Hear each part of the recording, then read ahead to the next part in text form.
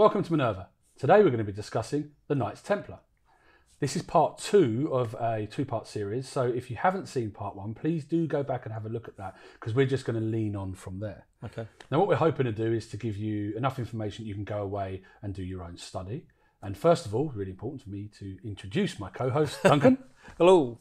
Right, let's get back into it. Right, go on. Okay, so quick recap on last time. We were discussing the Knights Templar and really how they were disbanded. That's where we got to. We were talking about the torture and the imprisonment, and we know that they were tortured, we know that they said things under torture, and we know that a lot of them were imprisoned. Mm-hmm.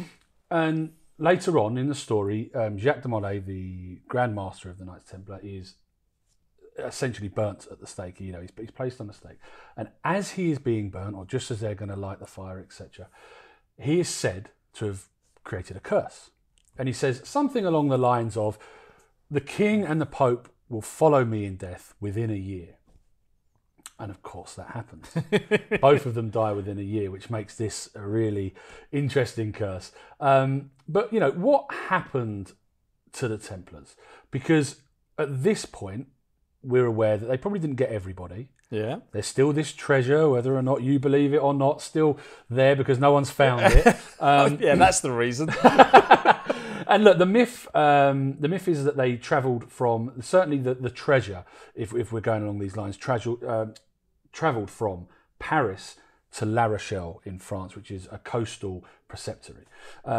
Actually, I've been to La Rochelle in France and seen some of the stuff there, and it's amazing. There's quite a large port there where you could have a number of boats, and we know that the Templars did have a number of boats there in that port, and of course we know that they went. So they sailed into history, they sailed away from history, they disappeared. So romantic. Where did they go? Right, okay. I think first thing for me, I mean, when I was first reading about this decades ago, I was always quite curious, the sense of La Rochelle to me sounded so remote and obscure. It's like there was a boat there and they disappeared and they've just linked the things across. They escaped that way and let's save the boats and go that way. But yeah, the more I looked at it, and as you say, to me, you've got Paris, as we know, a inland city sort of thing. We know it's the capital part. As Englishmen, we're so familiar with Calais and the trips across sort of thing. But yeah, there's not the coastal preceptory to actually facilitate a real military, say, escape kind of route, is it? I mean, because if you're going to go over to England, because the classic ones, isn't it, a case of they went to Scotland, which is the first thing over here, which I'm not a great fan of. It's not that far. I know there's loads of links, but it might be worth holding on to those for a bit. I mean, well, I know there's the famous, I think it's Bannockburn, isn't it?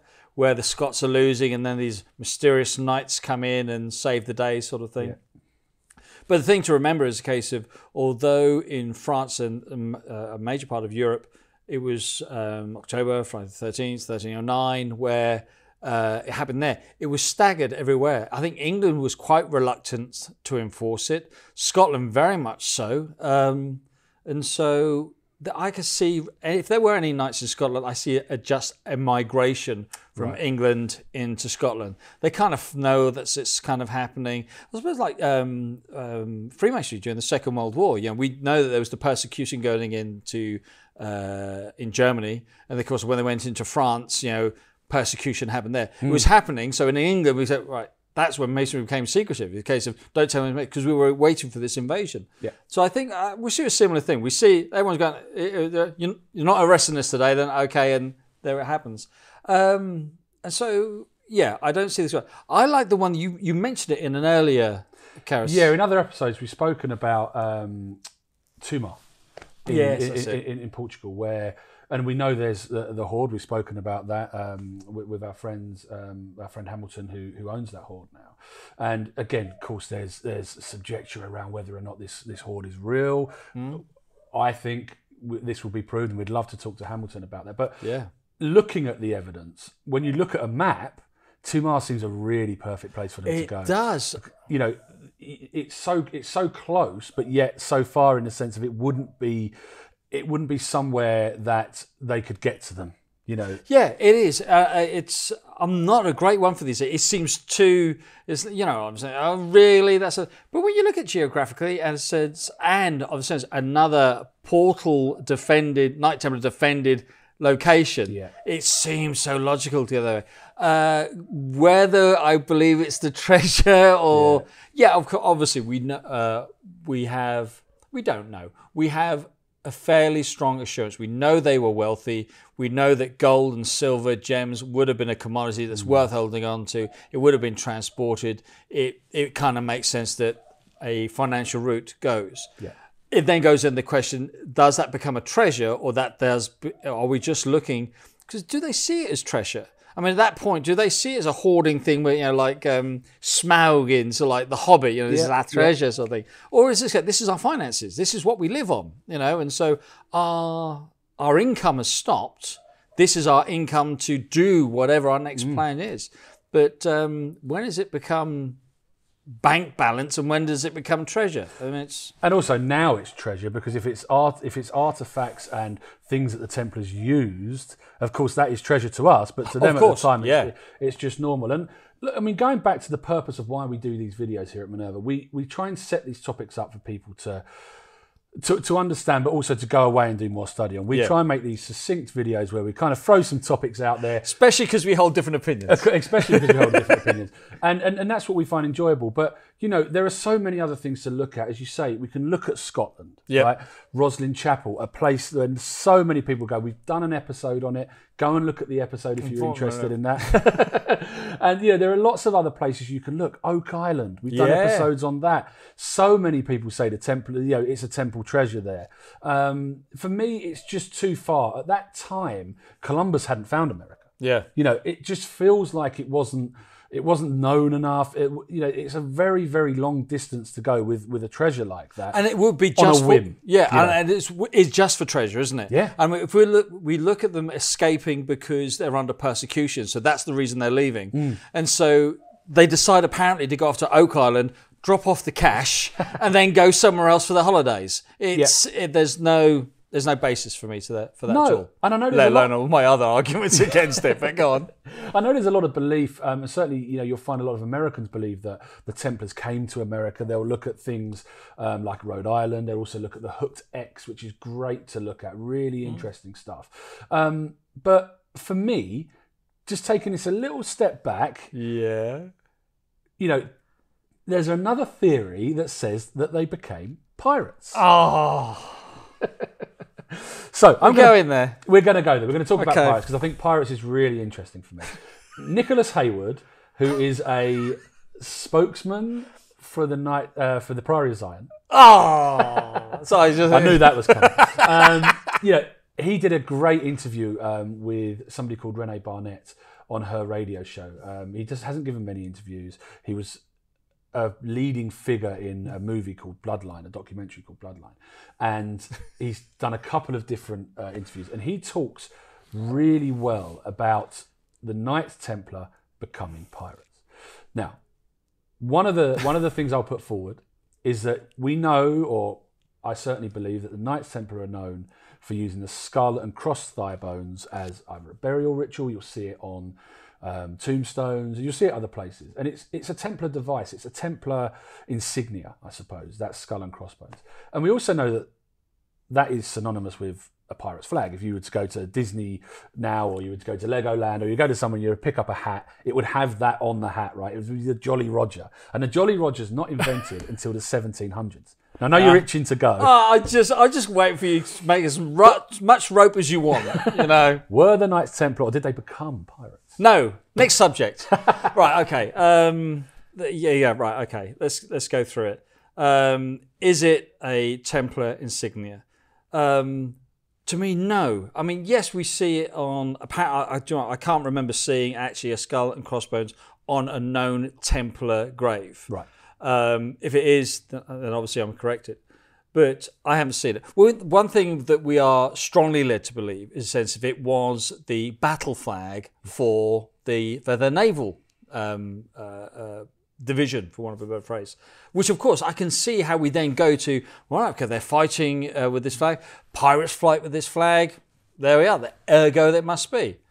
No. Firstly, we're looking at 1309, where the Knights Templars are disbanded. Yeah. So apparently they wait round about 400 years to then go, do you know what, guys? Let's be pirates and use the same flag. That's a bit of a leap for me. We're looking at generation. I know there's going to be the lovely people who think, they secretly kept the order going. If they secretly kept the order going of being these moral knights, how the heck did they suddenly become pirates? The other part is a case of we are assuming that the skull and crossbones is just for them. It's not. It is a generic symbol across so many cultures that symbolizes death. Why particularly crossbones, I'm not exactly sure, unless, of course, it's just a case of bones fallen. It's there. It's a case of... It is a symbol of, it's a warning of death. I mean, it seems to be why the Knights Templars use it as their naval battle flag. It's the threat of, we're coming to kill you. Yeah, that's the threat, we're coming to do it. Pirates use similar flags for exactly the same thing. But the thing is with pirates, they didn't have that flag. Every pirate had their own flag. It wasn't like a generic, right, Dave, I want to be a pirate, better have the pirate's flag then. It's like they designed their own ones. And so... It's not there. And if we're going to say that anything with the skull and crossbones is then this Templar-like thing, we're going to have to put Tom and Jerry on the list. When they pick up their poison jar with it on, that's not just poison, that's pirate poison. It's not. It is a symbol of death. And to me, I think that the crossbones of actually being crossed is to give it that it's not ceremonial death. It's not like it's like you lay down. Yes, they're crossed over there. You're just collapsed in a grave. You're going to die, and that's what I see it as. Well, it's a memento mori, isn't it? It's, remember you're dead, and that symbolism. I always feel it's how are you going to forget? But besides that, well, it's borrowed symbolism. We know that. I still love the idea of them becoming pirates. They had a motive. They had grievances with the French king who had disbanded them. They had a reason, and they had nowhere to go. We don't know where. But in the case, if you say they have a reason because they hate the French, why become pirates? Because the pirates are known for fighting the English or the Portuguese. Well, it's like the French were. Maybe they did go over there too often. Yeah. And another thing that pirates are known. The pirates bury treasure. That's what they do. And of course, we've got treasure. We know one pirate who possibly did it. Now, we're looking at Hollywood, who perpetuates this idea of even sort of like Disney, as you quite rightly say, but even before, even Pirates of the Caribbean don't use it. They use swords. Yeah. But even that we have this standardization from cinema. We accept it as being truth because it comes into our culture. But no, it doesn't work. We have pirates who go, buried treasure. We have Treasure Island, etc. But we have no evidence of it. We have no evidence at all outside of fun literature from Robert Louis Stevenson that these guys actually did this stuff. Sorry, that's impassioned for you. Okay, right. We'll leave that there. We're not going to agree. Please put in the comments, pirates or not. We need a poll. Yeah, just to hit you with it. Okay, look, another really interesting part of this, and this is one that you don't see so much, is Gisors in France. Okay. It's said to be, if you read books like the Holy Blood, Holy Grail, it's said to be the splitting of where the Knights Templar and the Pride of Zion actually split and become two different orders. There is a story of the cutting of the elm, which is an elm tree, and I won't go into the full story again. If you want to know that, go and read that book, or go and just look up the cutting of the elm, because it's a really interesting story.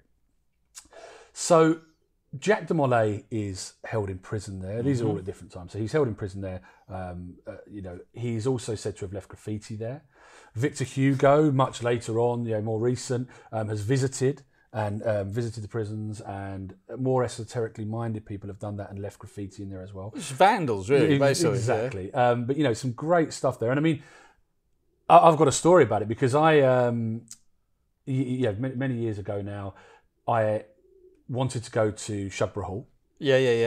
Which has the Shepherd's Monument and is, a part of all these mysteries. And I managed to rope my new girlfriend at the time, my current partner, Sarah, into going with me. And, she's not into any of this stuff, but she thought, it's all right, okay.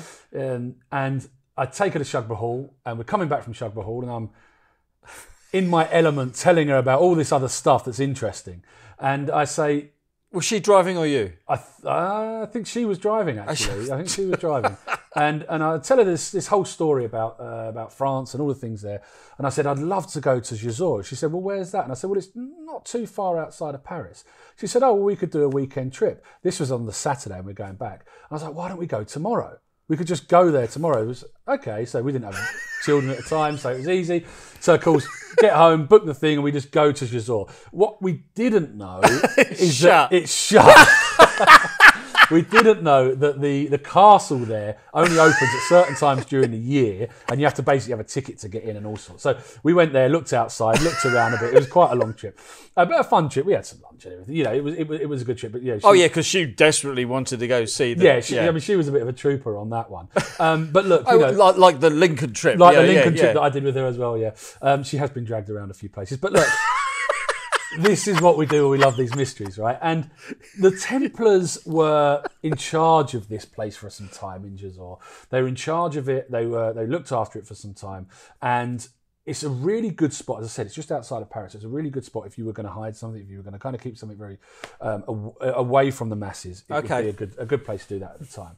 And the story goes is there, treasure buried underneath. And it doesn't help. It doesn't help the castle there that it's up on a big mound, so you can just see thinking, oh, hang on, what's that mound? It really looks like there could be some treasure there, certainly for somebody like me. So, and I'm not the only one that believes this. There is a caretaker at the time, in recent times, who took on the job there, heard this rumour and started digging within the castle. And he went to the townspeople and said, can I dig? And the mayor says, yeah, dig. Once you find anything, let us know. And he digs and digs and digs, and the war happens. Second World War happens. So the Germans take over, and they leave him in charge of it, and he just keeps digging. And then they go because the war's won, and he keeps on digging. And eventually, he calls in the townspeople years later and says, "I found something. There's a chapel, and there are vaults and chests of gold. And there are numbers. And again, go and look at the detail of this stuff, and you'll see how many chests and how many things that he said that he saw." So he calls them in and they see this hole in the ground. They look and think, not going in that. It looks unstable. Right. So a couple of the people, and essentially a fireman is the one that gets the furthest, who's obviously the bravest. And he's still not going to go all the way down. So he doesn't go down. And the rumour has, the story goes, that he picks up a rock and throws it as far as he can within this sort of tunnel. And he hears an echo. Now, what does that mean? Very little. It means if you throw a stone, there's an echo. That's what it means. But he thinks that he heard a potential void, right? So that's the story they tell. This guy then gets into trouble. He gets sacked. They don't believe him, and it all goes quiet. Years later, a book comes out in French. Oh, really? And it talks about the treasure. So, of course, it blows up and everybody's up in arms and we want to know if the treasure's there. So the townspeople, the mayor, etc., pull in the army. And the army go in and they dig and they dig and they dig and then they finally come out and say, "We found nothing, we're going." Oh, didn't they? Now, like the army, very like the army this, they ring-fenced it before they did anything, so nobody could get in or out. It was it was all kept so that they could do their work without interruption. And it is said, again, the rumour is from the stories from the town. When you go to the town, you talk to people about this stuff. And we were really lucky. I say it was closed when we went, but we were really lucky that we put our pity story on somebody that was there who happened to be one of the curators of the museum there. And she let us in and showed us some stuff. We didn't go around the whole place, but she showed us some really cool stuff. And and she recounted the story as well, that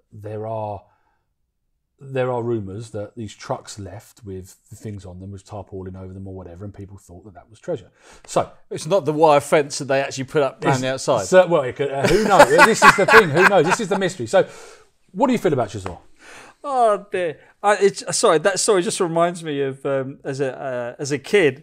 I remember my headmaster telling me about this story about this man who was smuggling. Right. And he comes up to the border with his donkey and the baskets, and the baskets are empty, and he comes back, he goes back, and he comes back at the baskets, and he goes back again with the donkey, and he was trying to figure out what he smuggles. And the thing he's smuggling is the donkey, because every time he goes, it's not the donkey coming back. But so the truck's leaving with tarpaulin on, Oh, they fenced it in. Where's the fence go? Oh, mysterious. There must be treasure on. Oh man. And I'm sorry. The statement of and it's all built up on the mound, so it's inviting treasure. It is. What that very well known.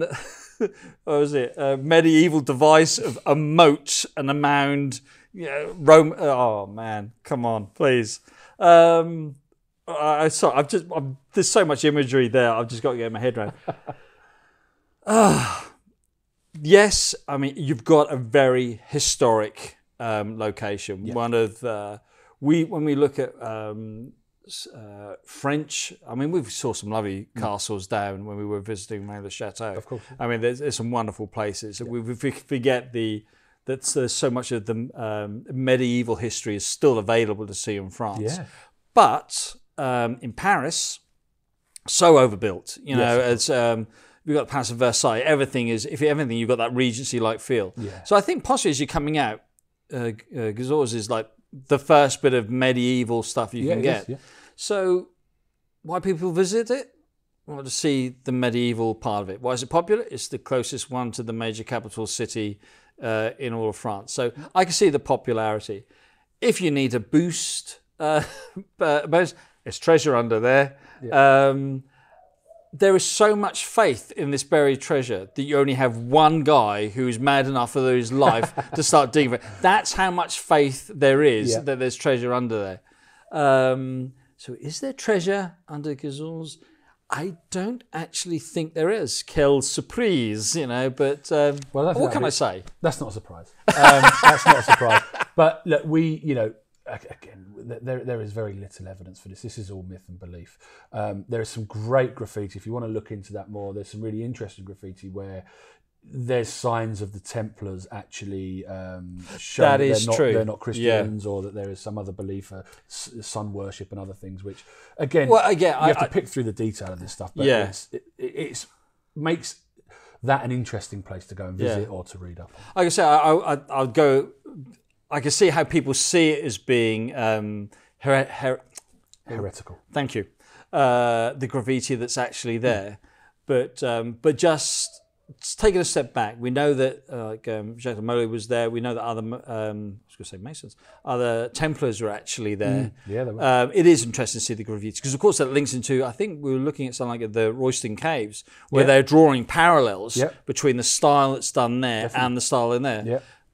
The other argument, there's only certain ways that you can actually graffiti when you go to stone. But even so, it's something I think, even for a cynic like me, it's a good thing to do. You've got to have the rounded, opinion on it. Okay, so they're not pirates. No. They didn't leave their treasure at Gisors. Did they become Freemasons? Did they go underground and create a secret society like Freemasonry?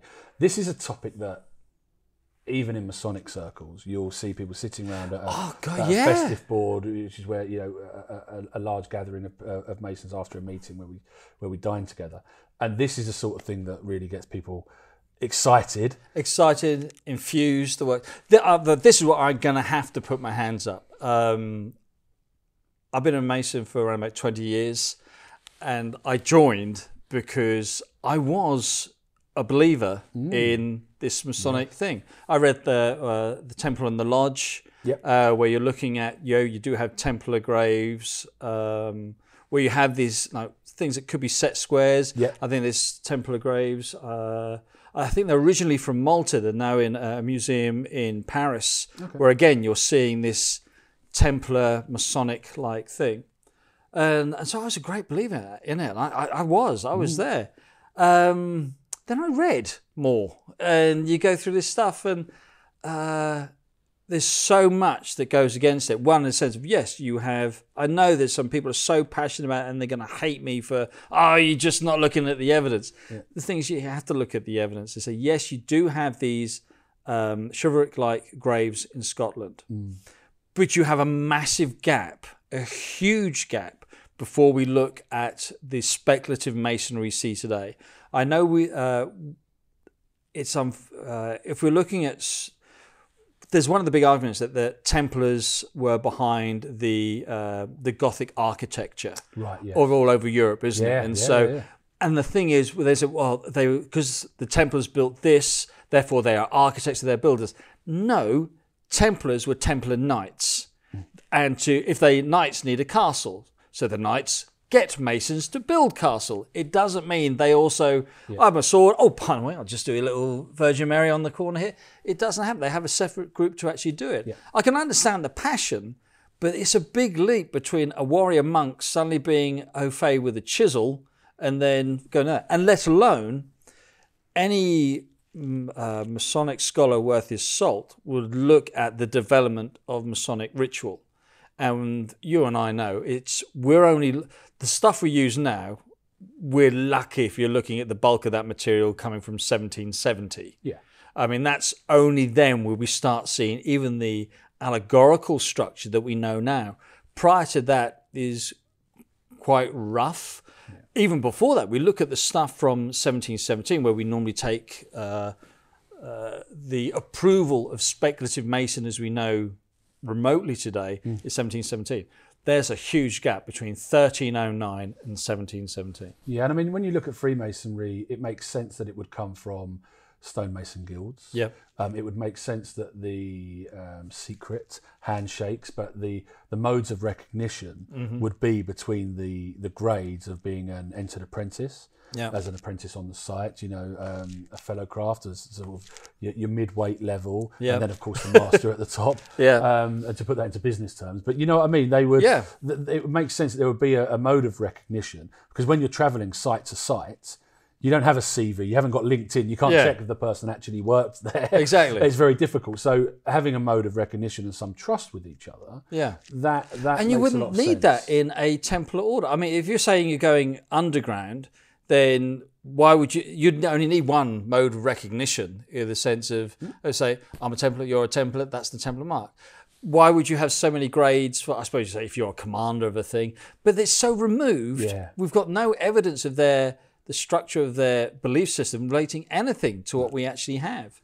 It's just on that. I know people will jump on the thing of a Master Mason symbol is adopted as being the skull and crossbones. Pirates. Yes. No. Right. But we know, and when you actually do the ceremony where it's in, we know that is nothing to do with pirates, that it's about... True.